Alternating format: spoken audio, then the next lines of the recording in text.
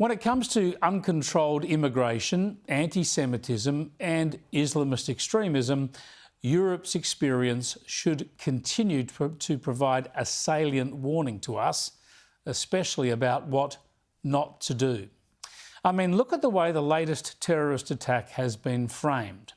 Yeah, people were told a car drove into a crowd. Some nasty kind of car, hey? And yes, a mother and a child tragically were killed in what the media called a car attack. This was not a car attack.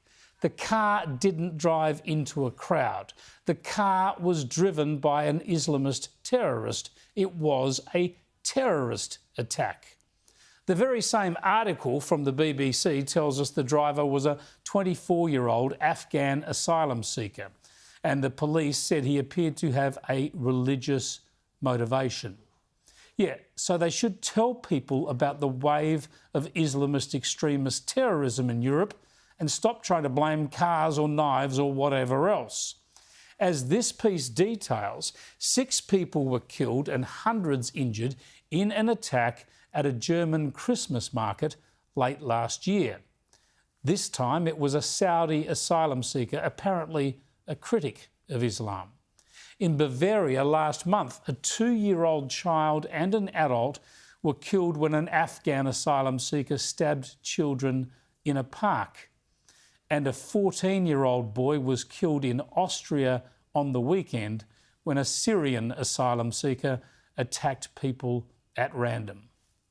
A candlelight vigil pays tribute to the victims of a stabbing attack in Austria. A 14-year-old boy was killed on the scene when a man randomly began attacking passers-by with a knife. Police declared this too an Islamist terrorist attack. The problem here is acute. The causes are complex, but the link to uncontrolled immigration is clear. And US Vice President J.D. Vance in Munich last week for its annual security conference wasn't shy in pointing out the problem. We saw the horrors wrought by these decisions yesterday in this very city. And of course, I can't bring it up again without thinking about the terrible victims who had a beautiful winter day in Munich ruined. Our thoughts and prayers are with them and will remain with them.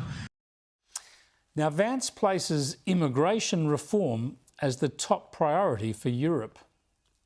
And of all the pressing challenges that the nations represented here face, I believe there is nothing more urgent than mass migration.